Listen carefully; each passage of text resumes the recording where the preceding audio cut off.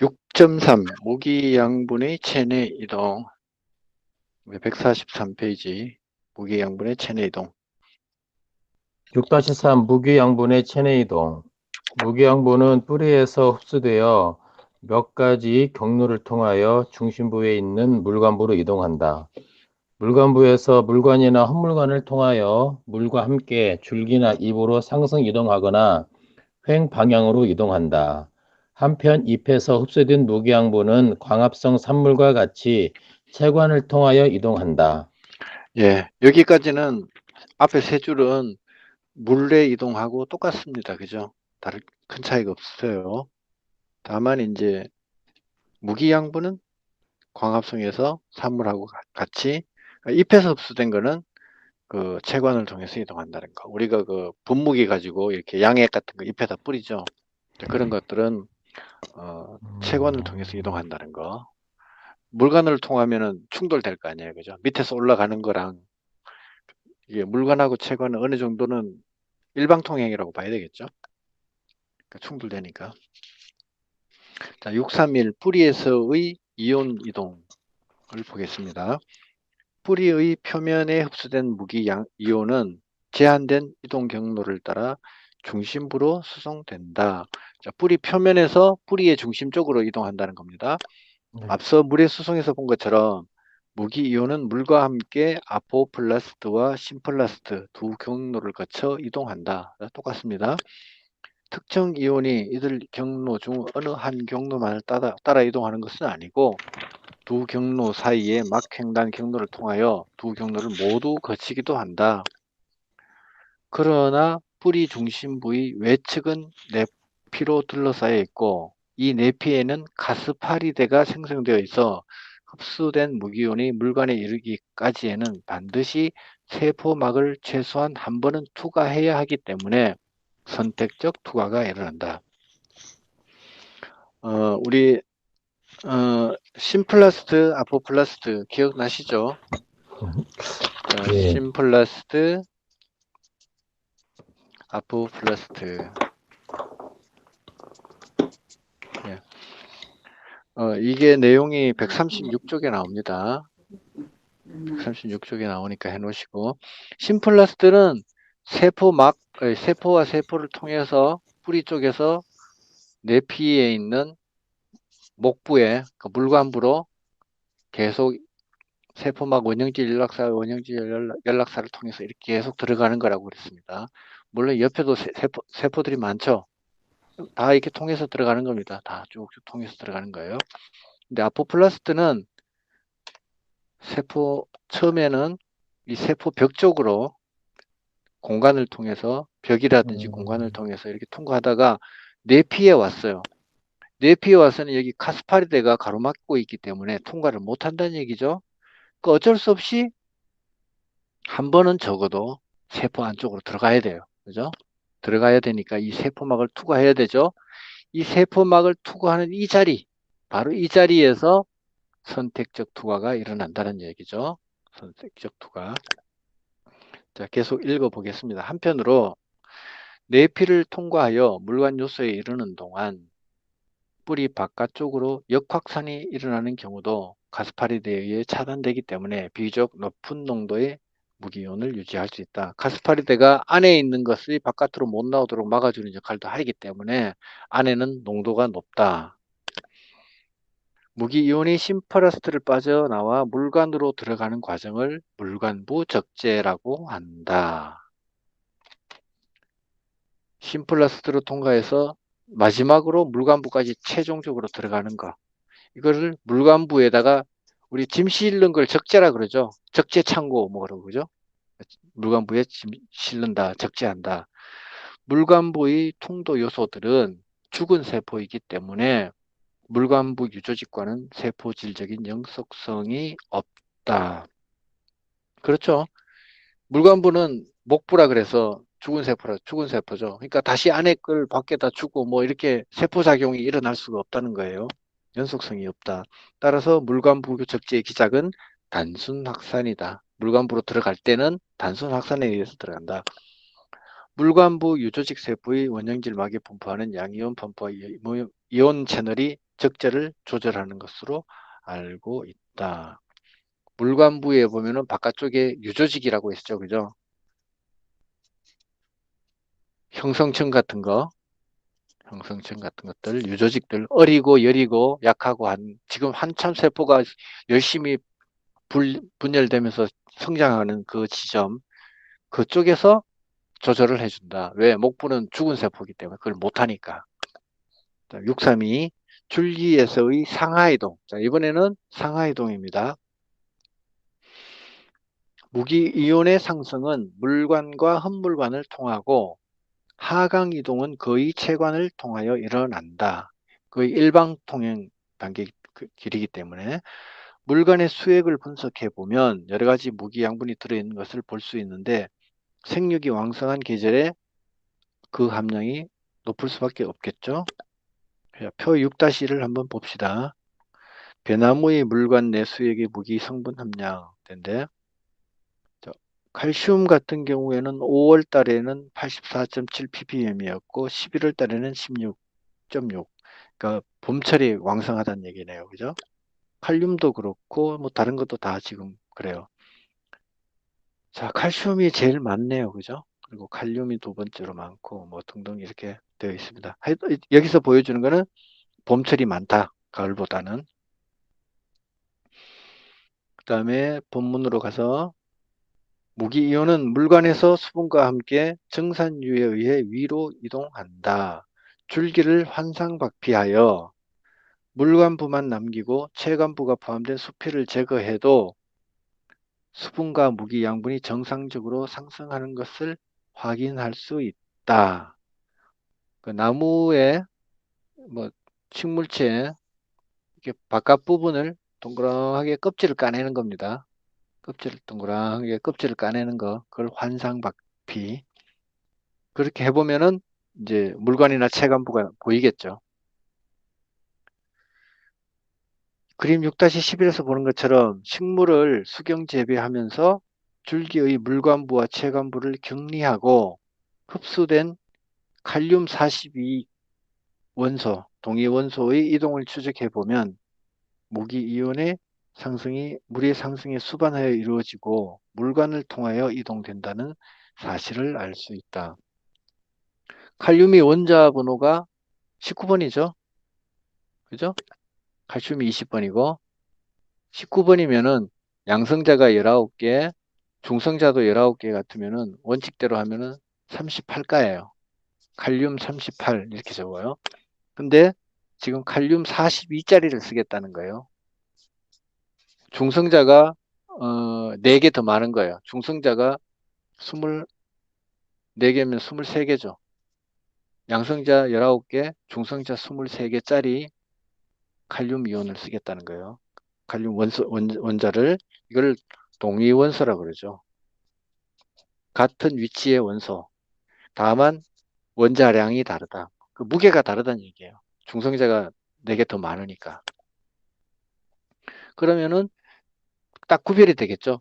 다른 칼륨 42를 식물체 안에 딱 넣어가지고 얘가 어디로 이동하는가 얘만 추적하면 되니까.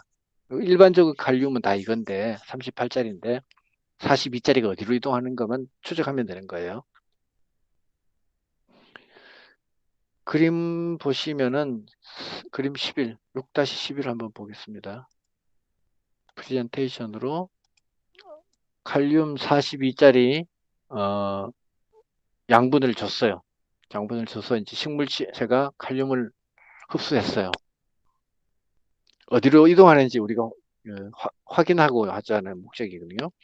한 23cm 정도로 너비로 이렇게 바깥으로 껍데기를 이렇게 쭉 까냈다는 거죠. 벌렸어요. 껍질을 벌렸어요. 박피를 해가지고 이 종이 기름종이죠. 왁스 종이를 기름종이를 이 사이에다가 끼웠어요. 사이에다 끼웠어요. 그래서 이거는 뭐냐 하면은 목부와 사부를 분리하는 거예요. 그러니까 체관과 물관을 서로 분리시켜 가지고 물관을 보려는 그 각 부위별로 뭔가 어떤 변화가 있는지를 살펴보려는 거죠. 그래서 확대를 해서 보니까 보고 단계를 S1A부터 SB까지 1, 2, 3, 4, 5, 6단계로 이렇게 나눴어요. 자, 나눠가지고 살펴보는 겁니다. 그 나눈 부위를 살펴보는 거죠. 이렇게. 박피 하층, SB층, 상층을 SA층, 그 다음에 1, 2, 3, 4, 5, 6 이렇게 살펴보니까 이 칼륨 42짜리가 밑에는 20 정도 되고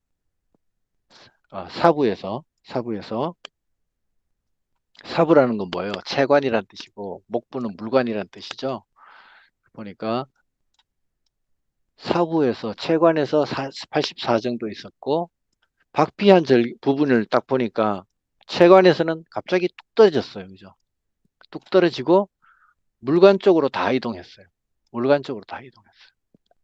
이동하고 다시 박피 윗부분을 보니까 또 비슷해졌어요. 비슷하게 됐어요. 여기는 서로 좌우로 이동했다는 얘기죠. 좌우로 이동했다는 얘기고 좌우로 이동 못하게 여기 사이를 종이로 왁스 종이로 딱 막았더니 이렇게 이동이 목부로만 이동이 되는 걸 확인할 수 있었다. 그 얘기죠. 그럼 나머지 여기 0.9하고 이건 뭘까요? 이거는 아무래도 위에서부터 찌꺼기가 삽으로 조금 내려왔겠죠. 그죠? 그 윗부분에서 내려오는 것들이 또 있다 그랬으니까 여기로 갔다가 다시 내려온 것도 있을 거고 아니면 밑에서 이쪽으로 조금 이동한 것도 있을 것이고 뭐 그런 거겠죠. 어쨌든 여기서 확인한 거 뭐냐? 목부를 통해서 이동한다. 그걸 확인한 겁니다. 지금. 선배님, 예. 지금 그 그림 띄워준 거요. 네. 그 올해 우리 그 뭐 후배님들 혹시 자료 받으신 건가요? 그 글씨가 좀 몇 군데가 아까 말씀하신 것처럼 목부는 뭐 예. 물관으로 돼 있고 사부는 체관으로 돼 있는데 제가 예전에 배울 때는 다 체관부, 무관부 뭐 이렇게 돼 있어가지고요. 우리 책에는 체관부, 물관부 이렇게 돼 있죠? 예, 네네네. 예. 이거는 이제 옛날 책이에요. 제가 아, 옛날 받은 게 책이구나. 아니고 옛날 책에서 네. 찍어가지고 아, 지금 책은 너무 더러워가지고 예, 뭐 예, 어떻게 예. 할 수가 없어요. 그래서 아, 뭐 예. 근데 여러분들 사부 목부 써놔도 체관 물관부 정도는 아시잖아요. 예. 아, 그러니까 아까도 이제 좀 이렇게 그림을 보고 있는데요. 예, 그림이 아까 좀 몇 개 좀 보다 보니까 틀린 게 좀 있어가지고 예, 예, 그 자료가 어디서 나셨나 해서 궁금했어요, 사실. 예, 옛날 책이에요. 네, 옛날 책이고, 알겠습니다. 예. 네. 자, 그 다음에 144페이지에 옆면 시비로 거기 제일 밑에 줄입니다. 잎에서 흡수된 무기 양분은 체관을 통하여 아래로 이동한다. 목화잎에 인산의 동위 원소를 흡수시켜 그 이동을 추적해 본 결과 대부분의 인산이 체관을 통해 아래로 이동하는 것을 확인할 수 있었다. 뿌리에서 흡수된 일부 무기 원소는 물관에서 체관으로 이동하여 하강하기도 한다. 됐고요. 그 다음에 무기이온의 횡방향 이동. 자, 이제는 줄기에서 상하 이동을 봤다면은 상승 이동은 물관부를 통해서 하강은 체관부를 통해서 한다. 봤고 횡방향은 보면은 뿌리에서 흡수된 무기이온은 물관부에서 체관부로 또는 체관부에서 물관부로 횡방향 이동도 이루어진다. 그림 6-11에서 박피 상층과 박피 하층, 즉 수피와 물관부가 접촉되어 있는 부위는 체관부에서도 다량의 칼륨 42가 동위 원소가 함유되어 있는 것으로 보아 물관부에서 체관부로 무기 양분이 이동했다는 것을 알 수 있다. 그 박피층 상하 박피처리 말고 그 상하층에는 그 원소가 그 뭐야 칼륨 농도가 84, 58, 그다음에 박피 상층에는 53, 47 이렇게 비슷하다는 얘기죠. 이 비슷한 이유는 횡으로 이동했기 때문이라는 거죠. 즉 무기 이온은 물관부에서 체관부로 체관부에서 체관에서 물관으로 이동하기 때문에 뿌리에서 흡수된 무기온이 체관에서도 발견되고 있다. 이것은 바로 무기 양분이 상하 이동뿐만 아니라 행방향으로 이동도 이루어지고 있다는 사실을 보여주고 있는 것이다. 그 다음에 146쪽으로 들어가겠습니다. 146쪽으로 가서 무기 양분의 동화. 자, 여기서부터는 이제 무기 양분이 이제 체관과 물관과 체관을 통해서 온몸으로 이제 식물체 구석구석 이동이 되었습니다. 이동만 되면 끝이냐? 써먹어야죠. 그죠? 써먹어야 되니까 그 써먹는 과정, 그걸 동화라고 하죠. 그러니까 합성을 하는 거예요. 무기양분을 합성하는 과정을 이제 공부하겠습니다. 주로 이제 모든 무기양분을 다 알아볼 수는 없고, 여기서는 질소하고, 그 다음에 황하고 인 세 가지를 볼 건데, 황하고 인은 그냥 간단하게 보시고요. 우리 책에도 자세하게 다루지도 않고, 줄거리만 적어놔가지고 오히려 헷갈려요. 두 개는 헷갈려요. 그래서 대충 이거는 보고 질소를 중심으로 질소가 아미노산으로 만들어지고 아미노산이 나중에 단백질이 되죠.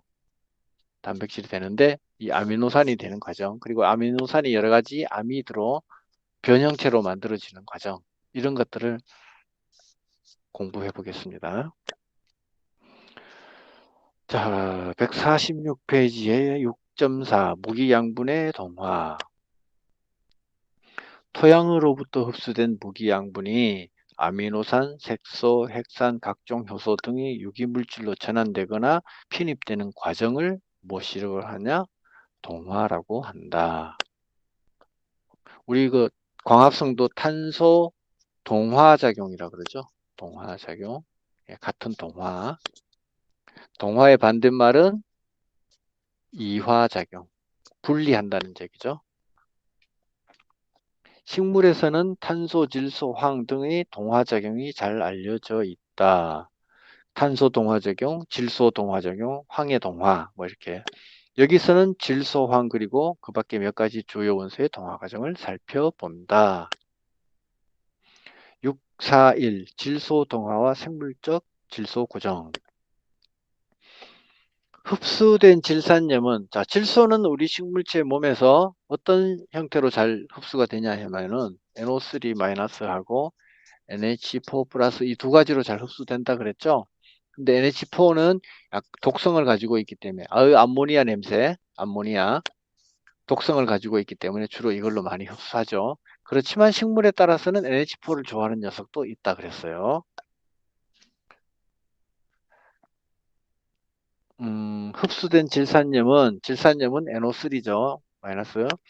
뿌리 또는 잎에서 아질산염, 암모늄을 거쳐 아미노산, 아미드 등으로 전환이 됩니다. 이 과정을 우리가 공부하는 거예요. 그 다음에 또 콩과 식물의 근류에서는 공생균에 의한 공중질소의 고정이 일어나는데 이것을 생물적 질소 고정 과정이라고 한다. 자, 이 생물 질소 고정까지 우리가 다 공부를 합니다. 자, 첫 번째 질산태 질소의 환원.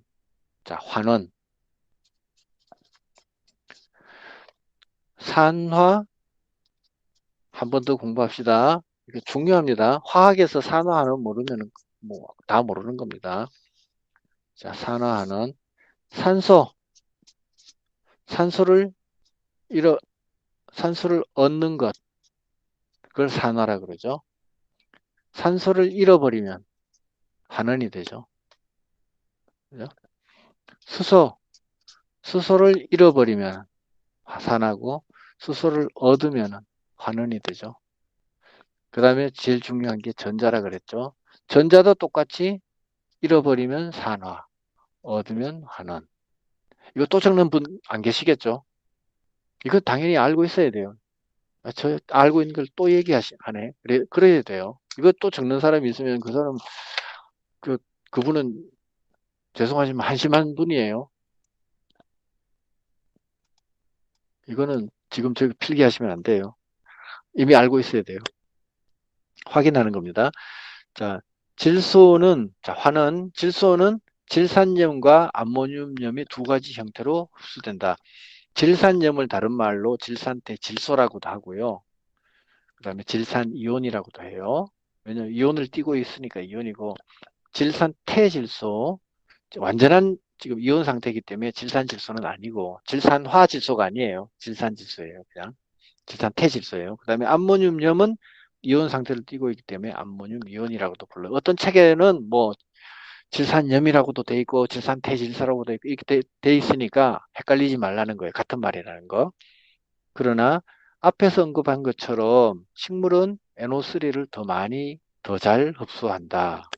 흡수된 NO3는 액포에 저장되거나 뿌리 또는 잎에서 곧바로 환원이 된다. NO3는 세포의 시토졸이 어디죠? 세포 중에서도 여러 가지 소기관, 중요한 소기관들이 몰려있는 도시로 따지면 중심지, 사람들이 많이 다니는 번화가 이런 곳이라 그랬어요. 시토졸. 시토졸에서 NO2 마이너스로 환원되고 이게 NO2가 아질산염이에요. NO3는 질산염이고 NO2는 아질산염. 버그마자죠. 한자로. 버그마자, 그죠? 무엇보다는 한 단계 아래 비슷한 거의 뭐에 버금가는 할 때 아자예요. 그죠? 아질산. 이게 1단계고 그다음에 아질산염인 색소체에 이동해서 NH3로 환원이 된다. 계속 지금 환원된다 지금 그렇게 말을 하고 있어요. 자, 환원된다는 게 뭔 말인지 봅시다. 먼저 NO3-로 흡수가 된다 그랬어요. 그죠? 흡수 상태예요. 그 다음에 어디에 저장된다? 액포에 저장된다 그랬어요. 그죠? 액포에 저장된다. 얘가 어떻게 된다? NO2-로 된다. 근데 이거를 환원이라 그랬어요. 환원된다 그랬어요. 그것도 제1단계 환원. 여기에 작용하는 효소가 누구냐? 질산 환원 효소. 왜 질산 환원 효소? 이게 책에 다 있어요. 이 질산을 환원시켜주는 효소이기 때문에 질산 환원 효소인 거예요. 그럼 어떻게 환원시켰느냐? NO3에서 2가 됐어요. 산소가 3개였는데 산소가 2개로 바뀌었어요. 산소를 하나 잃어버리면은 산화다 환원이다 환원인 거예요. 그죠? 그 다음에 두 번째 단계. 두 번째 단계는 NH3가 된다 그랬습니다. 이거는 제2단계 환원. 이거는 어디서 일어나느냐? 색소체에서 일어난다 그랬습니다. 색소체는 두 군데 있다 그랬죠? 우리 앞에 식물 그거 1장인가 공부할 때 했습니다. 뿌리하고 잎하고 두 군데서 일어난다 그랬어요. 그죠? 뿌리에 있는 것을 색소체는 엽록체가 안 만들어지기 때문에 백색체라고 그랬고, 그죠? 흰 색깔. 잎에 있는 색소체를 우리가 다 아는 엽록체라 그러죠. 여기서 만들어진다는 거예요. 2단계 환원이 된다는 거예요. 뿌리에서는 백색체에서, 잎에서는 엽록체에서 2단계 환원이 된다는 거예요. 2단계 환원은 누가 그럼 만들어주느냐? 얘 이름이 아질산이에요. 얘가 아질산이에요. 아질산염이에요. 그러니까 아질산 환원 효소가 되죠. 환원 효소가 되고 그러면은 산소가 넘어가면서 산소는 다 없어졌어요. 대신에 수소가 3개나 플러스가 됐어요. 얘는 마이너스가 됐고. 그러니까 산소도 잃어버렸고 수소를 얻었으니까 당연히 환원이죠. 그죠? 당연히 환원이죠. 산소를 잃어버리면 환원. 수소를 얻는 것도 환원. 뭐 어쨌든 환원. 그렇게 되죠. 이게 바로 질산대 질소가 환원되는 과정이다. 다시 NO3로 흡수를 했습니다. 하면은 액포에 저장을 합니다. 그죠? 액포에 저장을 하고 그다음 얘를 어디로 가지고 가냐? 얘를 아질산염으로 환원을 시킵니다. 그죠? 그 일을 하는 녀석은 질산 환원 효소가 하고 그다음 얘가 색소체로 가서 NH3로 만들어지는데 이거를 2단계 환원 효소 환원이라고 하고 아질산이기 때문에 아질산 환원 효소라고 부르는 겁니다. 됐죠? 자, 그 내용을 다시 한번 세부적으로 또 한번 보겠습니다. 세부적으로. 이 과정이 또 세부적으로 살펴보는 거예요. 관로 1, 제1단계 환원. 제1단계 환원은 시토졸에서 이루어진다. 시토졸에서 이루어진다. 1단계는 시토졸에서 번화가에서 이루어진다. 시토졸의 질산환원 효소는 NO3를 NO2로 환원시킨다. 이 효소는 FAD가 조효소 중에 한 가지예요. 조효소 중에 한 가지인데, 그 다음에 FAD와 몰리브덴, MO는 몰리브덴이죠. P 120페이지에 몰리브덴이 나와 있습니다. 거기도 이 말이 나와 있어요. 몰리브덴을 함유하는 금속 플라빈이라는 단백질이며, 플라빈, 이게 황색을 나타내는 효소예요. 황색 색소예요. 황색 색소, 플라빈이라는 단백질이며, NADH 또는 NADPH를 수소 공유체로 이용하는데 그 과정은 다음과 같다. NADH 또는 NADPH. 자, 이거 뒤에 나옵니다. 우리가 세포 호흡할 때 나올 거고요. 이거는 광합성 할 때 나올 겁니다. 광합성 할 때 나올 거니까. 헷갈리죠? 근데 P자가 광합성에 해당한다는 거예요. P자가 들어가 있는 게. 광합성을 포토신테시스라 그러거든요. 포토신테시스라 그러는데 P 들어가죠. 같은 P. 자, 그러면은 첫 번째 단계를 좀 더 세부적으로 보면은요. NO3가 뭐와 합해져서 NO2로 되느냐? 플러스 NADH랑 만나요. H 플러스 H 플러스. 이게 뭐냐면요. 원래는 NAD라는 게 있었어요. 물질이 있었는데 얘가 NAD 플러스라는 물질이 있었어요. 얘가 수소 두 개, 수소 이온 두 개 하고 그다음에 전자 두 개를 만나요. 근데 수소 두 개라고 안 하고 뭐 하여튼 그렇게 만나요. 그러면은 어떻게 되느냐? NADH 플러스 H 플러스 이렇게 만들어져요. 원래는 NADH라고 쓰지만 이 속에는 원래 뜻은 이거예요. 이거에 너무 길잖아요. 복잡하잖아요. 복잡하니까 간단하게 줄여서 그냥 NADH라고 그래요. NADPH도 마찬가지예요. NADP라는 P 플러스라는 물질이 있는데 여기다가 H 플러스가 두 개가 붙고요. 그 다음에 전자가 붙어요. 그러면은 NADPH 플러스 H 플러스 이렇게 쓰는데 원래는 이렇게 써야 되는데 복잡하니까 그냥 NADPH라고 쓰는 겁니다.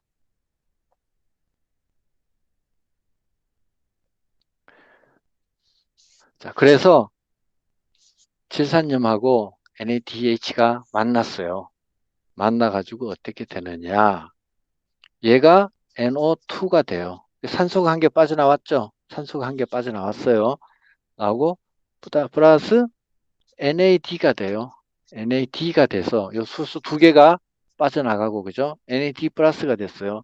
그 다음에 수소 두 개랑 물이랑 만났어요. 만나가지고 H2O가 됐어요. 원리가 이렇게 되는 겁니다. 한 번 더 쓸까요? 책에 다 나와 있지만,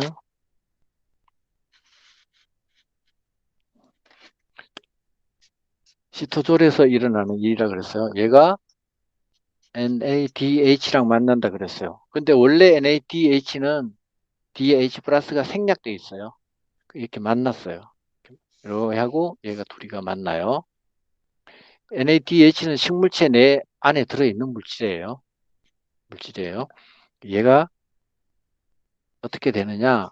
NO2가 돼요. 그 산소가 한 개 떨어져 나왔죠? 여기서 산소가 한 개 떨어져 나왔어요. 그 다음에 플러스 NADH에서 NAD라는 물질로 수소 두 개가 떨어져 나옵니다. 수소 두 개가 떨어져 나왔죠. 플러스 수소 두 개랑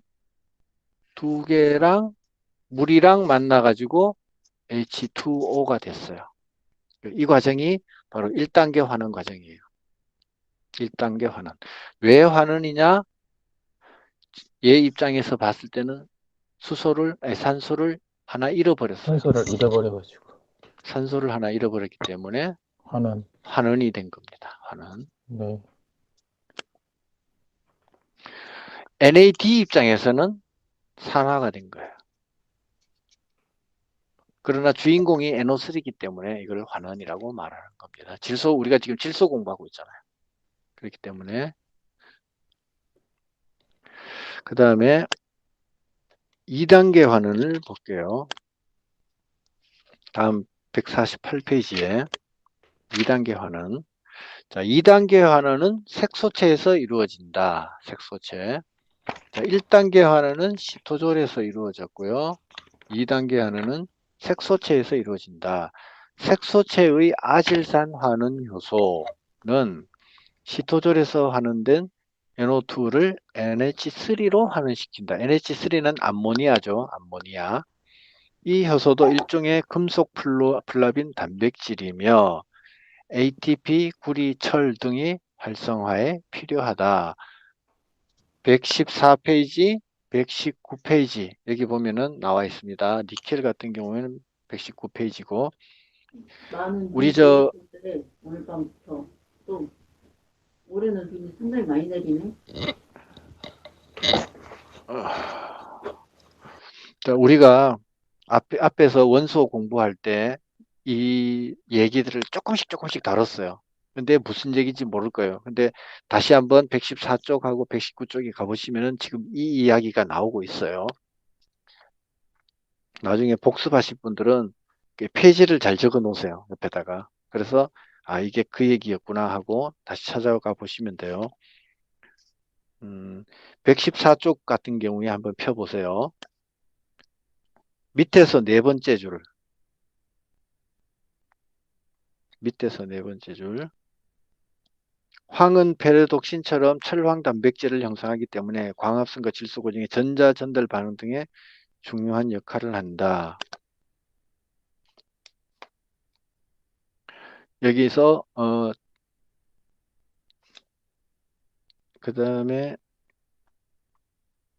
그 밑에 줄에 결핍되면 함황 아미노산과 단백질 생성이 억제되고 뭐 엽록소가 어쩌고 저쩌고 이런 말이 나옵니다. 이런 얘기들이 다 관련된 얘기들이고요. 그 다음에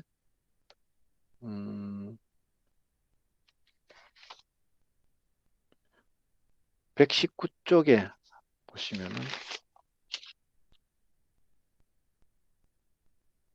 119쪽에 밑에서 세 번째 줄에 뭐 수소화 요소는 질소 고정 과정에서 사용되는 수소를 회복시키는 데 필요하다. 뭐 이런 얘기들이 보면은 다 여기 지금 여기에 지금 해당되는 내용입니다. 그래서 구리나 철 이런 것들이 지금 2단계 환원을 할 때 필요한 겁니다. 많이 필요한 게 아니고 구리 한 개, 철 한 개 이런 것들이 필요한 거예요.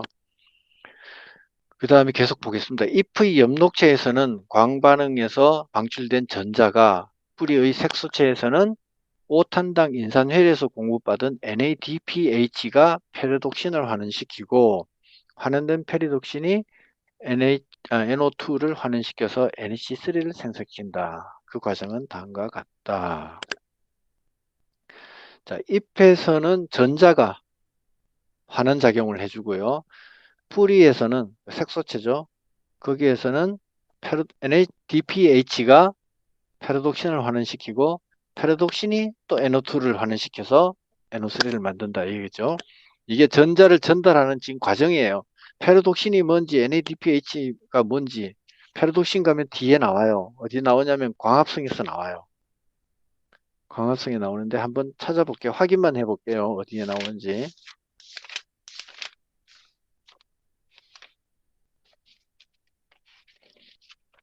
몇 페이지를 보시냐면은 173페이지에 173페이지에 그림이 있어요. 전자 전달 과정에 그림이 있는데 관계 1이라고 된 그림에서 관계 1이라고 된 그 있거든요. 녹색 바탕에 관계 1이라고 적혀 있는 거 있어요. 녹색 바탕에 거기 P700이라고 쓰여 있고 그 위에 A라고 쓰여 있고 그 위에 FD라고 쓰여 있어요. 그게 이제 페로독신이에요. 전자 전달을 하는 하나의 단백질 장치거든요. 거기서 지금 NADP가 NADPH로 만들어지죠. 그 과정들, 그게 다 관련된 것들입니다. 다시 148쪽으로 돌아오세요. 내용이 너무 심플하기 때문에 설명하기는 사실 복잡한 거고요. 심플하기 때문에 그렇다는 것 있다. 그러니까 잎에서는 전자가 이런 작용을 해주고 뿌리에서는 그 페로독신이 이런 NADP가 그다음에 페네독신 이런 식으로 단계를 거쳐서 환원 작용이 일어난다. 그 얘기를 하고 있는 겁니다. 자, 아까 NO2까지는 했습니다. NO2까지는 했고 NO2-에서 이번에는 어떤 일이 일어나느냐. 전자가 6개가 들어옵니다. 지금 엽록체, 전자가 들어오는 거는 엽록체죠. 그죠? 잎에서 전자가 들어오고, 그 다음에 7개의 수소가 들어옵니다. NO2에서 전자를 얻고 수소를 얻으니까 환원이잖아요. 그죠? 얻으니까 이게 N에서 H3가 만들어집니다. 여기 질소하고 질소 한 개는 여기 왔고요. 여기에 수소이온 7개 중에서 3개가 왔습니다. 그럼 4개가 남았네요. 그죠? 4개 남았죠? 그럼 여기 와서 NH3를 만들었어요. 그 다음에 나머지 산소 2개 남았죠. 그 다음에 수소 4개 남았죠. 그럼 H2O가 2개 만들어진다는 얘기죠. 그죠?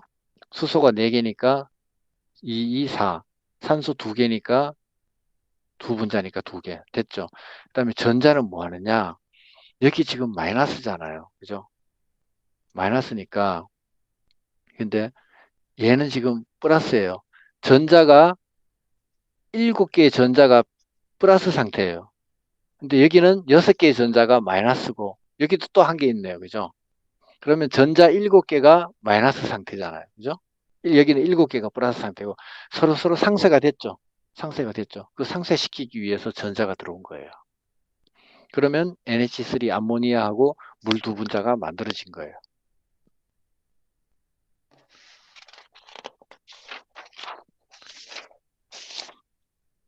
그냥 이거는 산수예요. 산수. 1, 2, 3, 4 할 때. 자, 지금은 어디서 이루어지느냐? 2단계예요. 2단계. 2단계 환원이고 장소는 색소체예요. 색소체에서. 그 색소체 중에서도 우리 표에 나와 있는 거는 잎이에요. 잎. 잎이라는 거는 엽록체라는 얘기죠. 잎의 색소체는 엽록체니까. 그죠? 받아 적지만 마시고 곰곰이 생각하면서 이해하면서 보세요. 자, NO2에서 마이너스에서 아질산 이온이에요. 아질산염에서 색소체이기 때문에 색소체는 잎에서는 전자가 필요하다 그랬어요. 근데 총 몇 개 필요하냐면 6개가 필요해요.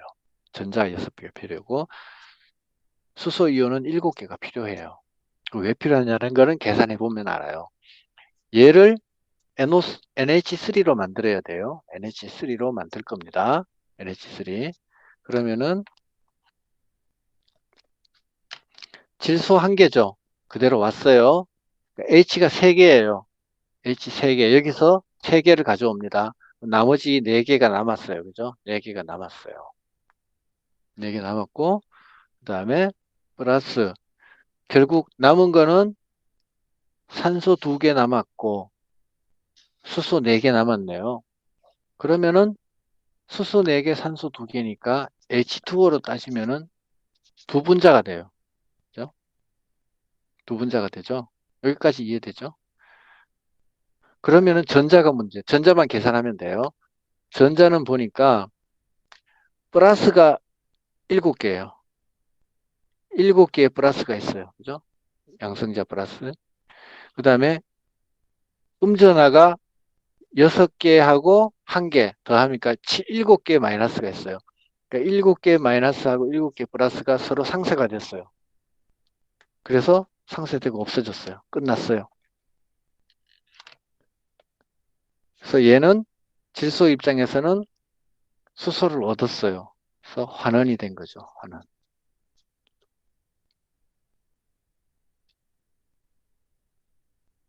됐죠. 그래서 2단계 환원이 된 겁니다. 환원. 결론적으로 전자도 얻고 수소도 얻었으니까 다 환원이 된 겁니다. 환원. 이게 여기는 장소가 엽록체이기 때문에 전자가 들어왔고, 여기가 만약에 뿌리라면은 6개의 타르독신 리덕테이션 환원제가 들어왔을 거고, 3개의 NADPH가 들어왔을 거예요. 근데 여기는 우리 책에서는 잎이기 때문에 전자하고 수소가 들어왔어요. 그래서 LH3가 만들어졌습니다. 이런 걸 굳이 뭐하러 공부하냐고 싶죠, 그죠? 복잡하게만 하고, 그죠? 네. 근데 알고 나면 재밌지 않아요? 아, 네. 그게 그 얘기였구나 하는 걸 딱 알고 아는 순간에 행복하지 않습니까? 네. 자, 147페이지의 그림을 한번 보겠습니다. 이제 바깥이 여기 토양이고요. 그 다음에 이게 세포막이죠. 세포막으로 삥 둘러싸여져 있고, 이렇게 삥 둘러싸여져 있고요. 세포막으로. 그다음에 안쪽은 뿌리 세포 안쪽이에요. 뿌리 세포 안쪽이에요. 이 안쪽은 다 뿌리 세포예요. 자, 질산염이 세포 안쪽으로 받아 들어와줘야 돼요. 들어오기 위해서 아까 우리 공동수송, 역수송 공부했잖아요.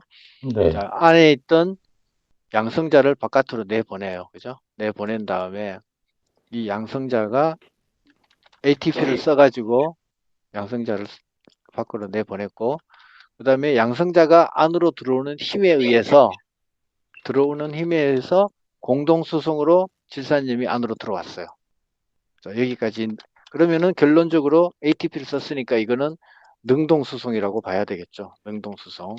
그럴 수도밖에 없는 게 얘는 원자 덩어리도 뭐 많이 큰 건 아니다. 분자가. 그죠? 그다음에 전하를 띠고 있잖아요. 이온을 띠고 있으니까 세포막을 그냥은 통과 못 해요. 그죠? 그냥은 통과 못 하니까 능동수송으로 들어왔어요. 그리고 선택적으로 질소를 받아들이기 위해서 선택적으로 들어왔고요. 자, 질산염이 들어왔습니다. 얘가 액포에다가 저장을 합니다. 저장을 하죠. 저장을 하고, 그 다음에 질산환원 효소에서 저장한 거를 꺼내가지고, 안쪽이 세포니까 여기는 시토졸이죠. 시토졸. 세포 안쪽 공간을 세포질이라고도 하지만은 중요한 일이 일어나는 곳을 시토졸이라 그런다 그랬죠. 자, 이 중요한 장소에서 시토졸에서 1단계가 일어납니다. 1단계. 1단계. 질산환원 효소. 그죠? 얘가 질산이니까 질산환원 효소. DH를 NAD로 변화시키면서 아질산 이온으로 만들었어요. 그죠? 그래서 환원이 됐기 때문에 질산환원 효소예요. 여기가 1단계. 그 다음에 이 아질산이 어디로 가느냐?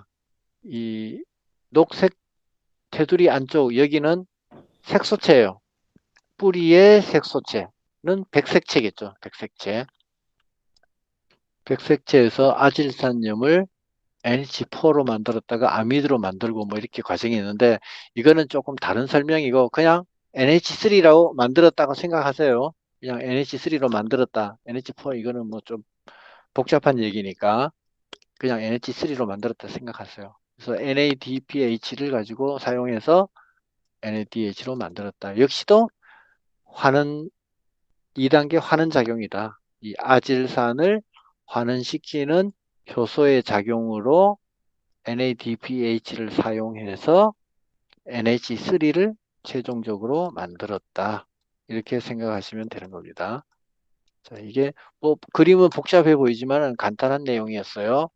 다시 한번 더 보시면은 뿌리에서 일어나는 일인데, 토양으로부터 NO3를 받아들이기 위해서 먼저 ATP를 사용하여 양성자를 밖으로 퍼냈고, 그 양성자가 밖에서 안으로 들어오는 힘에 의해서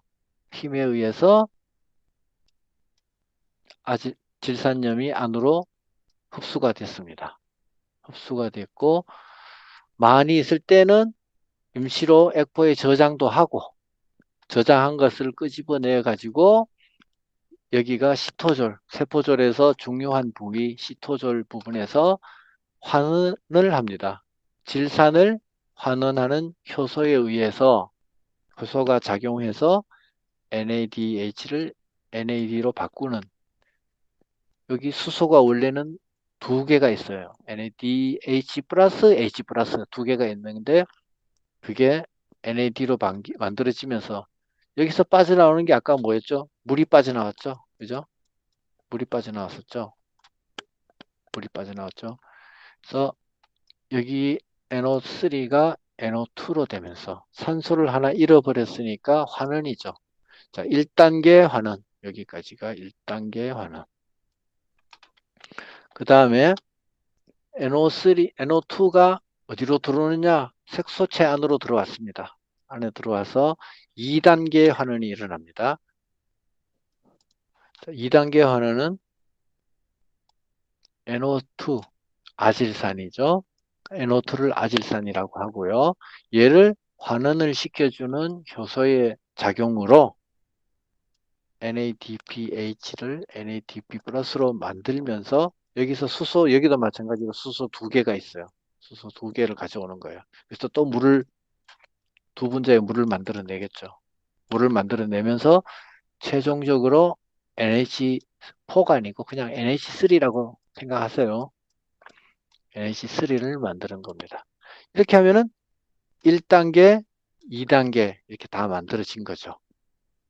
다 만들어졌고, 이 NH3를 그냥 가지고 있으면은 그 독성화될 수도 있고 하기 때문에 아미드라고 하는 다른 어떤 모양으로 만들어 가지고 바깥으로 필요한데 내보내기도 하고 아니면 자체적으로 사용하기도 하고 그렇게 하는 겁니다.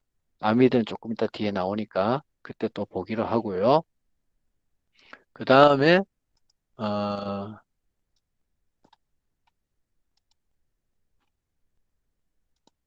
잎에서는 그럼 또 어떻게 되느냐? 잎에서도 마찬가지예요. 수송해 들어오는 원리는 아까랑 똑같습니다. 똑같은 원리고, 만약에, 어, 이거 같은 경우엔 지금 이파리 바깥쪽에다가, 이 공간이잖아요. 공간에다 예를 들어 양액을 뿌렸다고, 분무기로 양액을 뿌렸어요. 그럼 잎 바깥쪽에 묻어 있겠죠. 묻어 있으면은 이거를 질산 이온을 안으로 들어와야 될 거 아니에요. 그죠? 들어오기 위해서 똑같은 방식으로 쓰는 겁니다. 똑같은 방식으로. 아니면은 아미드가 밑에 보면 아미드라고 있는데 아까 뿌리에서 만들었던 아미드죠. 뿌리 세포에서 만들었던 아미드를 몰관을 통해서 이동하기도 하고요. 하여튼 체내 이동이 되기도 하고 어쨌든 들어왔습니다. 잎세포에 들어왔습니다. 여기도 세포막이고요. 들어오면은 얘가 똑같이 액포에 저장이 돼요. 저장이 되고 아니면은 필요하면 꺼냈어요. 다시 꺼내 왔어요. 그래서 1단계 질산 환원 요소에서 1단계가 일어났어요. 1단계 환원이 일어나서 NO2가 만들어졌어요. 이 NO2는 다시 엽록체 안으로 들어왔어요. 잎의 색소체는 엽록체니까 엽록체 안에서 2단계 환원이 일어나는데 2단계 환원이 바로 아질산 환원 효소에 의해서 일어나죠. NO2가 아질산이니까 아질산을 환원시키는 효소의 작용으로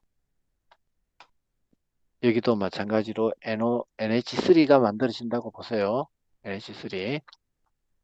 NH3가 만들어지고 이거를 이제 NH3 단계에 머물러 있는 게 아니라 나중에 이걸 가지고 아미노산도 만들고 뭐 또 아미드도 만들고 이렇게 하는 거예요.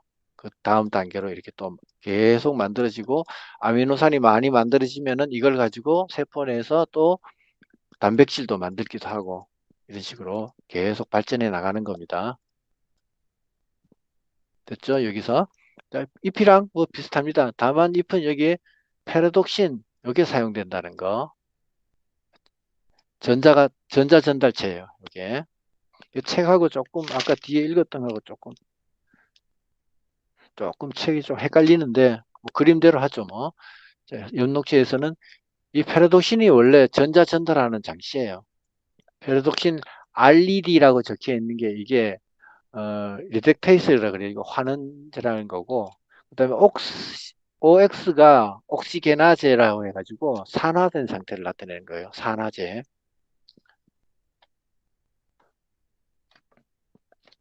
그 차이밖에 없습니다. 자, 6-12 조그마한 글씨 있죠. 조그마한 글씨를 누가 읽어주실까요? 김명수 학우님 좀 읽어주실래요? 식물은 동화 과정이 번거로움에도 네, 뭐라고 그랬죠, 이거를? NO3. 님 NO3를 사용합니다. 식사님. 그것은 NH4 농도가 높으면 다양한 저해작용을 하는 독성이 있기 때문이다. 그럼에도 무기질소가 유기적 질소 화합물로 전환되기 위해서는 흡수된 NO3는 NH4로 환원되어야 한다. NH3 동화는 성숙한 초본식물은 앞에서, 어린 초본식물과 복분식물, 홍과식물은 주로 뿌리에서 일어난다. 뿌리의 원형질막에 분포하는 NO3 수송체를 통해 시토를로 들어온 NO3는 백포에 잠시 저장된다. 뿌리에서 동화 능력이 떨어지면 잎으로 이동하여 백포의 대양으로 저장된다. 질산 환원효소는 전자공유체로 NADH를 사용하지만 뿌리에서는 NADPH도 사용할 수 있다. 예. NH4 같은 경우에는 독성이 있기 때문에 식물들이 NO3를 더 좋아한다 그랬고요. 자, NO3를 동화를 할 때는 장소가 초본 식물은 주로 잎에서 일어난다 그랬고, 그 다음에 어린 초본 식물과 목본, 그 다음에 콩과 식물, 이런 것들은 뿌리에서 주로 일어난다. 콩과 식물 하면은 딱 생각나는 게 있죠. 뿌리혹 박테리아, 그죠? 그러니까 뿌리에서 잘 일어난다. 오늘 잡음이 조금 많이 들어오니까 잡음에 조금만 신경 써주세요. 다른 분들은. 그 다음에 148쪽. 그래서 1단계하고 2단계 환원이 끝났습니다. 환원이 끝나서 이제 식물체 토양에 있던 NO3를 NO3-를 받아들여 가지고 결정적으로 NH3를 만들어낸 거예요. 결론. 어떻게 해서 환원 작용에 의해서. 그것도 두 단계의 환원 작용을 거쳐 가지고 NH3를 만들어낸 거예요. 공기 중에는 질소가 지난번에도 말씀드렸지만 질소는 팔이 3개 있다 그랬어요. 얘도 팔이 3개 있고 얘도 팔이 3개 있어요.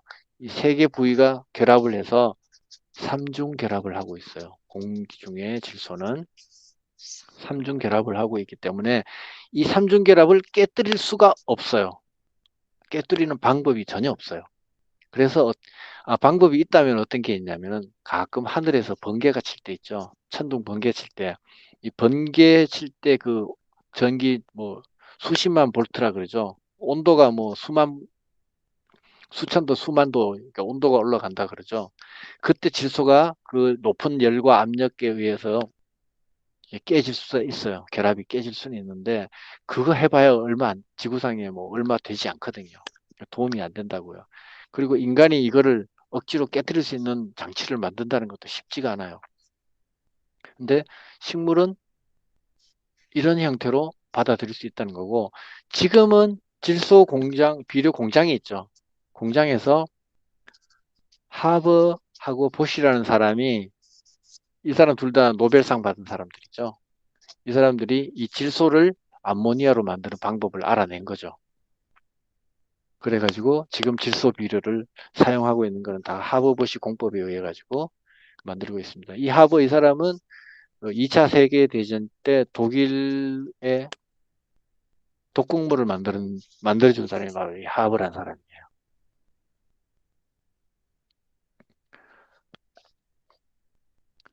이거는 뭐 나중에 한번 인터넷 영상도 많고 하니까 관심 있는 분들은 찾아보시기 바랍니다. 자, 이렇게 해서 NH3로 만들어졌어요. 이 NH3로 만들어진 것을 이제 다른 또 다음 작용으로 아미노산을 만들어 갑니다. 아미노산을 만드는 과정을 또 이제 한번 살펴보도록 하겠어요. 이 암모니아의 동화. 흡수된 질산이온은 색소체에서 암모니아로 환원되며, 색소체라는 것은 2단계란 뜻이죠. 2단계에서 암모니아로 만들어졌죠. 그 다음에 근류 안에서는 질소 고정균이 공중질소를 환원시켜 암모니아로 고정한다. 와, 대단합니다. 박테리아가 질소 고정균이 이 N2를, 그러니까 질소 이렇게 분자 두 개 붙어, 삼중결합으로 붙어 있는 이것을 암모니아로 환원시키는 능력이 있다는 거죠. 자기 그냥 직접 혼자 힘으로 인간보다 더 뛰어난 능력을 가지고 있어요. 그 다음에 세 번째로 토양으로부터 직접 흡수하는 암모니아도 있다. 그 얘가 NH4에서 4 플러스에서 OH 수산 알칼리성이죠. 수산기 이거를 만나면은 NH3가 만들어지고 물이 만들어진다. 얘는 수소를 하나 잃어버렸죠. 얘는 반대로 산화된 거죠. 그죠? 이런 과정도 있다. 자, 첫 번째, 우리가 1단계, 2단계 환원 방법이 있었어요. 두 번째는 공중 질소 고정. 이게 질소 고정균이 하는 거죠. 질소 고정균이 이 일을 했어요. 그죠? 세 번째는 직접 흡수. 직접 흡수하는 방법도 있죠. 이게 NH4에서 3로 직접 흡수하는 방법. 네 번째, 그런가 하면 유기태 질소, 요소태 질소의 분해나 광호흡 과정에서도 암모니아가 발생한다. 자, 유기태 질소, 그다음에 요소태 질소. 유기태 질소라는 거는 우리 유기물 자체가 우리 살점도 뜯어내면 그게 유기태 질소예요. 왜냐하면 거기 단백질 성분이 있고 단백질은 질소가 들어있기 때문에 그걸 유기태 질소라 그러고, 요소태 질소라는 거는 요소라는 거면 소변 오줌이에요. 오줌 속에 들어있는 질소예요. 요소태를 우레아라 그러죠. 우레아가 다른 말로 소변이라는 뜻이에요. 소변태 질소. 그래서 CO NH2에 이 수 플러스 H2O를 했더니 이 NH3가 만들어졌다. 그리고 이산화탄소가 발생되었다. 여기 CO 요거하고 그 다음에 NH2죠. 여기 2가 여기 2자는 앞으로 오고 2니까 수소가 이쪽으로 오죠. 환원이 일어났네요. 그죠? 환원이 일어났고 그 다음에 나머지 산소 남은 거하고 CO 남은 거 요게 합쳐져 가지고 CO2가 됐네요. 그죠?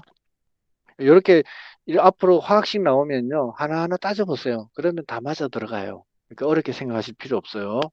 이런 거를 자꾸 해보면은 쉬워져요. 이렇게 재미있어져요. 이게 공부가 이제 어렵게 느껴지지 않게 됩니다. 남의 도움 받지 않아도 혼자 공부할 수 있다는 얘기죠. 다음 계속 읽어보겠습니다. 암모니아는 수용액에서는 암모늄으로 존재하며 물에 녹기 때문에 암모늄 상태로 존재한다. 그 다음에 체내에 축적되면 효소의 활성화와 ATP 생성을 방해하는 등의 독성을 나타내기 때문에 즉시 아미노산으로 동화되어야 한다.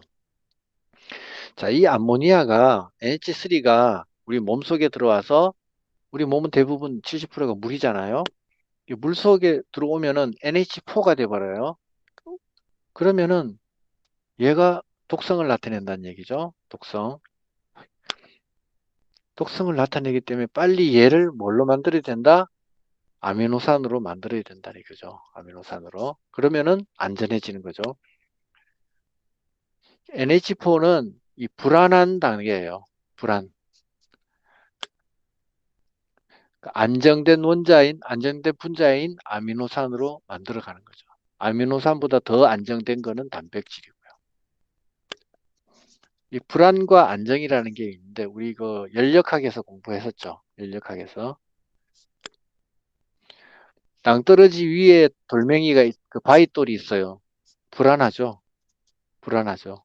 바위돌이 밑으로 땅바닥에 딱 떨어져서 뭐 자기가 깨지든 말든 땅바닥에 다 완전히 내려왔어요. 안정 상태죠. 이 분자 결합도 마찬가지예요. NH4 상태는 불안한 상태예요. 왜 불안한 상태냐면은 이게 배위 결합이 있었을 거예요. 지난번에 배위 결합 한번 설명드렸거든요. 근데 NH4보다는 NH3가 좀 안정된 분자 구조 상태고요. NH3보다는 아미노산이 더 안정되어 있고 아미노산보다는 단백질이 더 안정되어 있는 상태예요. 그래서 이 분자 결합은 계속 불안한 상태에서 안정된 쪽으로 방향으로 흘러가요. 그쪽으로 결합하려는 특징이 있어요. 온도가 뜨거운 공기가 차가운 공기 쪽으로 이동하려는 게 자연의 자연스러운 현상이에요. 그와 똑같은 겁니다. 자, 그래서 아미노산으로 만드는 과정을 지금부터 공부하는 겁니다. 공부하는데 3시 50분 조금 더 공부해도 되겠네요. 첫 번째가 글루탐산의 생성 이렇게 되어 있습니다. 글루탐산. 암모니아가 동화되어 가는 첫 번째 과정은 글루탐산의 생성입니다. 환원적 아미노 반응으로 아미노산을 생성하는 것입니다. 이것도 마찬가지로 환원 과정이라 그랬고, 환원적, 그 다음에 아민화 반응. 아민화라는 것은 아민기를 가지는 반응이에요. 아민기라는 것은 아미노산에 들어있는, 자, 우리 지난번에 아미노산 공부 한번 했었어요. 아미노산의 모양이 어떻게 생겼냐. NCC 이렇게 생겼어요. 그러니까 N에는 수소 2개가 붙어 있고, 가운데 C에는 수소 1개 붙어 있고, 그 다음에 R이라는 작용기가 하나 붙어 있고, 그 다음에 마지막 끝에 C에는 산소, 그 다음에 OH 이렇게 붙어 있다 그랬죠. 이걸 카복실기라 그랬죠. 카르복실기. 요거를 아미노기, 뭐 또는 뭐 다른 아민기 이렇게 말하고요. 요거를 작용기 이렇게 돼 있죠. 요 구조로 가는 거죠. 자, 먼저 알파 케토산이라고 되어 있어요. 책에. 자, 알파 케토산. 여기에는 종류가 뭐가 있냐? 피루부산, 옥살아세트산, 그 다음에 알파 케토 글루타르산. 이렇게 3가지가 있네요. 그죠? 이게 어디에 나오느냐면요. 나중에 세포 호흡할 때 다 나와요. 몇 페이지인지 한번 찾아가 볼까요? 확인해 보는 것도 공부입니다. 어디 있냐면은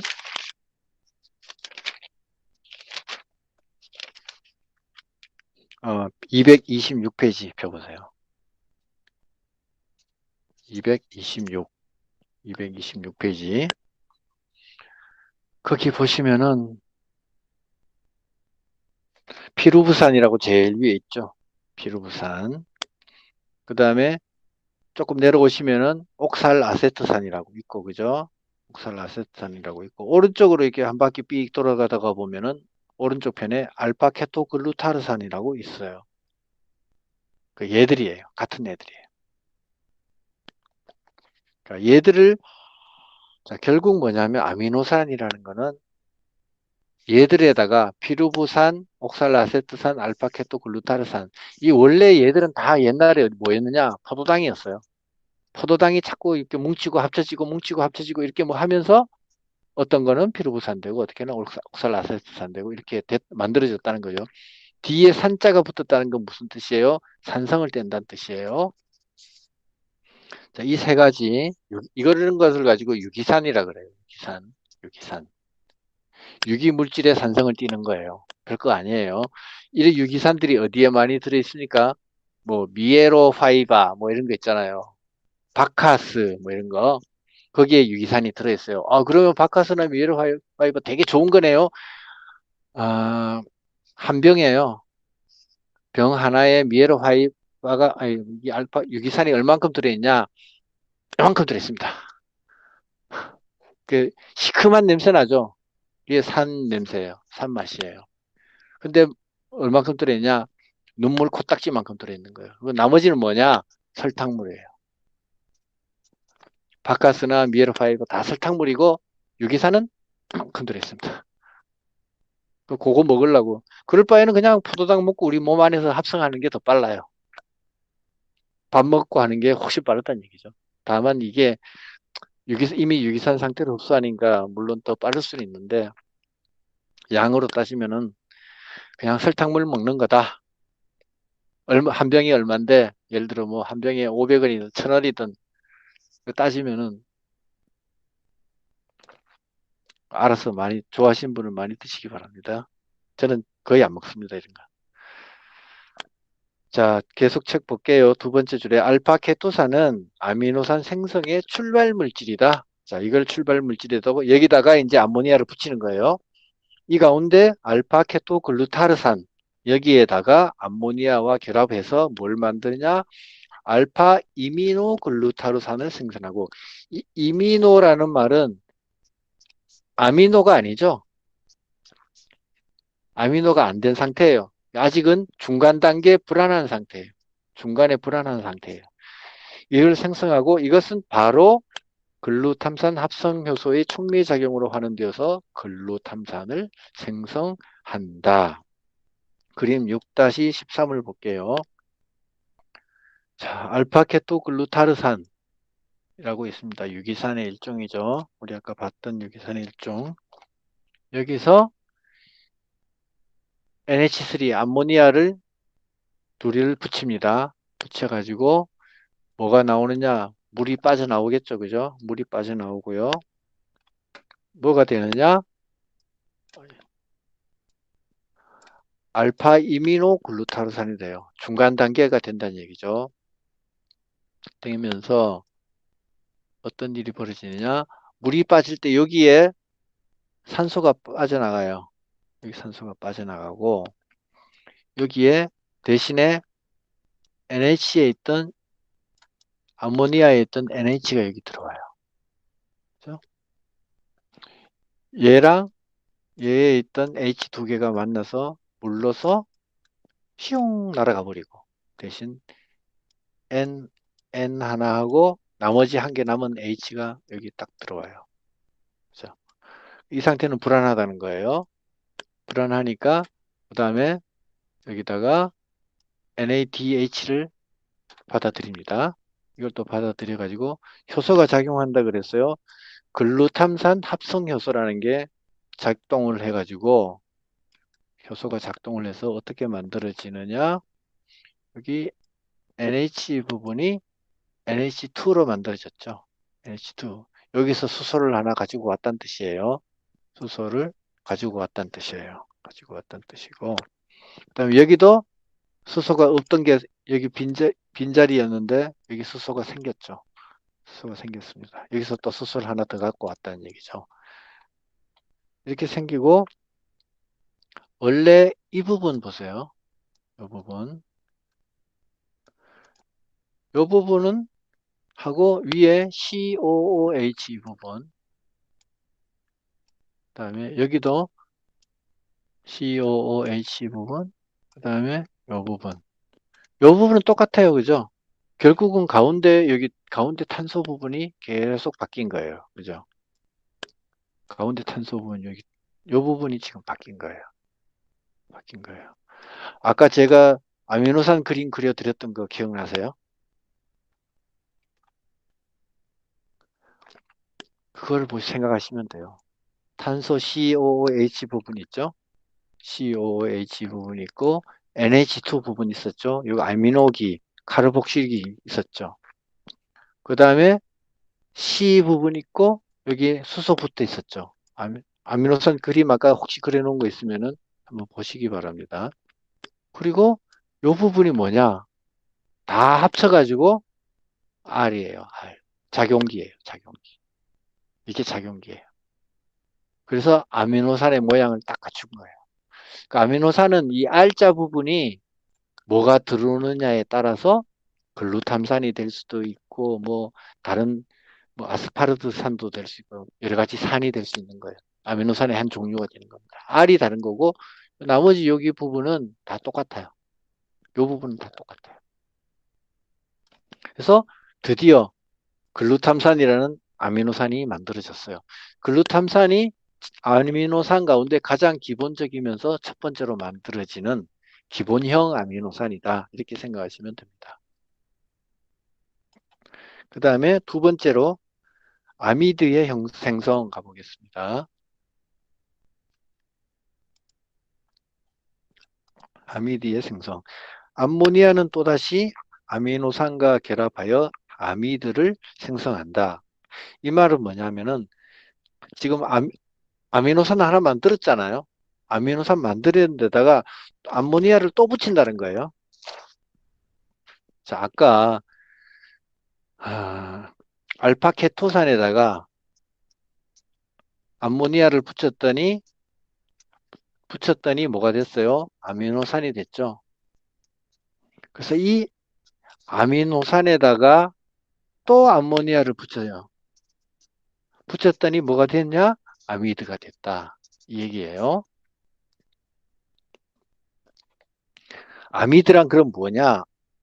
카르복실기에서 수산기가 암모니아 중에 수소 하나와 함께 물로 빠지고, 자, 카복실기가 COOH예요.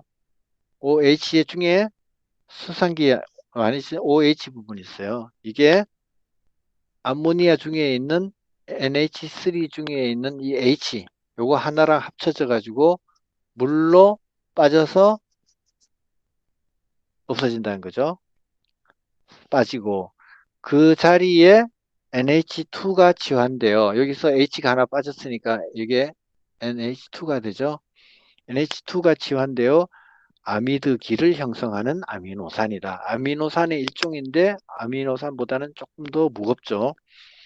아미노산 가운데 글루탐산의 아미드가 글루타민이고 아스파르트산이라는 아미노산이 있는데 그것의 아미드가 아스파라긴이다.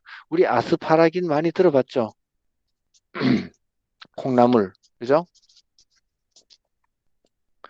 아스파라긴이다. 아미드 생성에 관여하는 효소는 글루타민 합성 효소와 아스파라긴 합성 효소인데 GS 글루타민 합성 효소의 작용에는 ATP와 MG 마그네슘이 요구되며 그 다음에 아스파라긴 합성 효소 AS는 GS에 비하여 활성이 낮다. 자, 마그네슘이 GS 작용에 필요하다는 내용이 어디 나오냐면은 114페이지에 나옵니다. 114페이지. 우리 앞에서 공부했는데 거기에 잠깐 소개가 되어 있어요. 그 내용을 구체적으로 이제 여기 나와 있는 겁니다. 자, 다시 아미드를 만드는 걸 다시 한번 볼게요. 자, 아까 아미노산의 모양이 N, C, 여기 작용기 R이고 있고 여기 H가 있죠. 여기도 H, 여기 O, H 이렇게 돼 있죠. 이게 아미노산의 기본형이라 그랬어요. 이게 아미노기, 칼복실기 있다 그랬죠. 자, 여기에 뭐가 붙느냐? NH3가 와서 붙는다 그랬죠. 이게 NH3예요. NH 3개. 그러면은 여기에 있는 수산기하고 얘 물하고 수소하고 떨어져서 H2O가 돼서 날아가고 나머지 NH2가 붙는다 그랬죠. 이 자리에 NH2가 와서 붙는 거예요. 그럼 결론적으로 그림을 제가 잘 못 그려서 참 그게 좀 안타까워요. 자, 여기에 빠져나가고 여기 와서 딱 붙는 거죠. 연결이 되죠. 이게 바로 아미드라는 거죠. 아미드. 여기 아미드라는 거예요. 그러면은 6-14를 한번 그림을 보고 요거 이해하고 난 다음에 아미드까지만 보고 조금 쉽게요. 프레젠테이션 창으로 가서, 자, 글루탐산이라는 아미노산이 있어요. 그죠? 글루탐산은 아미노산의 한 가지예요. 우리가 제일 처음에 알파케토글루타르산하고 그 다음에 NH3가 합쳐져 가지고 글루탐산이 만들어졌다 그랬어요. 얘하고 다시 또 NH3가 붙어가지고 다시 또 NH3가 붙어가지고 여기에 지금 HNH2라고 되어 있는데 여기 따지면은 NH가 3개죠. 이게 바로 그냥 NH3예요. 이게 NH3인데 여러분들 이해하기 좋으시라고 이렇게 수상기하고 이렇게 요거 빨간색 부분을 합치면은 뭐가 돼요? 요거 빠지면은 물이 되잖아요. 그죠? H 2개하고 산소 이렇게 물이 되잖아요. 물론 요거는 빨간색 부분은 빠져나가는 거예요. 없어지는 거예요. 그럼 이 자리에 CO NH2 됐죠? 그리고 여기서 CO NH2 이렇게 바뀌었잖아요. 이게 바로 글루타민이라는 거죠. 글루탐산은 아미노산이고 글루타민은 아미드라는 거죠. 아미드. 이게 아미드의 한 종류라는 거예요. 자, 이때 ATP가 사용됐어요. 그죠? 에너지를 썼어요. 에너지를 썼고, 그 다음에 누가 작용을 했느냐? 이 마그네슘이라는 녀석이 여기서 역할을 했다는 거예요. 자, 우리가 우리도 무기 영양제 집에서 영양제 드시는 분 많잖아요. 철분 드시는 분도 있고 뭐 마그네슘 아연 드시는 분 뭐 여러 분 계시는데 이런 마그네슘을 드시든지 뭐 드시든지 철을 드시든지 하는 이런 것들이 다 이런 작용을 하는 거예요. 예를 들어서 이런 작용들을 하는 거예요. 그게 마그네슘이나 철이나 뭐 이런 게 그 자체가 에너지를 만드는 건 아니에요. 에너지는 누가 만드느냐? 뭐 글루탐산이 됐든 아까 알파케토산이 됐든 이 포도당 종류들이 만드는 거예요. 자, 그 다음에 또 한 가지 아스파르트산입니다. 아스파르트산. 아스파르트산은 뭐하고 뭐가 만나냐면은 아까 옥살아세트산이라고 했었죠. 옥살아세트산. 그죠? 옥살아세트산하고 NH3가 암모니아 얘가 만났을 때 아스파르트산이 만들어집니다. 아스파르트산. 자, 여기도 마찬가지예요. 자, 아스파르트산에서 OH하고 여기 H 얘가 만나가지고 물로 빠져버려요. 물로 빠지고 난 다음에 뭐가 되느냐? CO, NH2 이렇게 됐어요. 이때는 마그네슘이 작용 안 했죠. 이때는 마그네슘이 작용 안 했고 그냥 ATP 작용이 있네요. 그죠? ATP만 에너지만 사용했어요. 그 나머지는 다 똑같아요. 그 뒤에 NH2만 이렇게 붙었다는 거. 요 차이가 있는 거 외에는 다른 게 없어요. 그래서 아스파르트산이 아스파라긴이 된 거죠. 아스파라긴.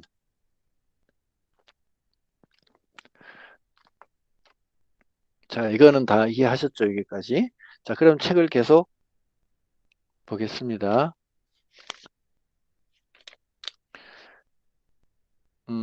149페이지 네 번째 줄. 식물의 아미드는 뿌리의 백색체, 잎의 엽록체에서 생성되며 결국은 색소체에서 만들어진다는 얘기죠. 그 함량은 식물의 종류와 생육 조건에 따라 다르다. 자, 이런 말 나오면 제일 허무해요. 그죠? 원칙이 없다는 거죠. 자, 아미드는 암모니아의 해독작용을 막아주고 질소의 저장고 역할을 하며 질소화합물이 전구물질로 이용된다. 아하, 아미드를 만드는 목적이 뭐냐 했더니 왜 그렇게 복잡한 일을 또 하냐 했더니 NH3는 아까 뭐예요? 물 속에 들어가면은 NH4로 바뀐다 그랬잖아요. 이 NH4는 해독적, 예, 독성을 띠고 있다 그랬죠. 얘가 계속 몸속에 있으면 안 되니까 NH3를 알파케토산이랑 결합을 해서 아미노산으로 만든다 그랬죠. 근데 이 아미노산도 사실은 아직은 불안한 상태예요. 아직은 불안한 상태예요. 분해될 수 있기 때문에. 그래서 얘를 좀 더 단단한 물질로 만들어 주는 거예요. 그게 바로 아미드라는 거죠. 아미노산에다가 NH3를 또 더 붙여가지고 여기서 물이 좀 빠져나가고 탈수축합이죠. 탈수축합 나가면서 아미드를 만든다는 거예요. 결국 아미드를 만드는 목적은 독성이 없이 무독성, 독성이 없다. 무독성으로 해가지고 저장도 할 수 있더라. 안전하게 저장할 수 있고, 그 다음에 이동도 쉽고, 그 다음에 전구물질, 전구물질로 사용할 수 있더라. 전구가 뭐냐면 전기담화가 아니고 어떤 마지막 최종 어떤 물건을 만들 때 중간 단계 물질 있죠. 중간 단계 생산품을 만들 때 중간 단계 생산품, 생산 원료라는 거죠. 중간 단계 원료. 그걸 미리 딱 만들어 놓으면은 나중에 조립만 딱 하면 될 거 아니에요. 그죠? 그 전구 물질. 그걸로 이용된다는 거죠. 그래서 이 아미드가 아주 유익하다. 그 얘기입니다. 예를 들면 노엽에서 단백질이 분해되어 생기는 글루타민은 어린이, 뿌리, 꽃, 과실 등의 필요한 부위로 이동하여 재사용된다. 콩가식물에서는 아스파라긴이 이 역할을 한다. 또한 글루타민은 다시 알파케토산과 반응하면 다시 2분자의 글루탐산을 생성한다. 이게 뭐냐면은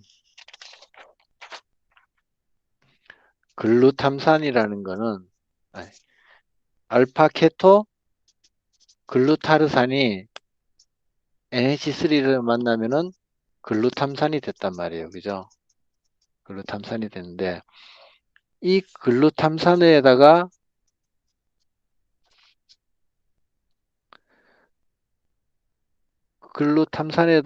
NH3를 붙였더니 글루타민이 됐죠.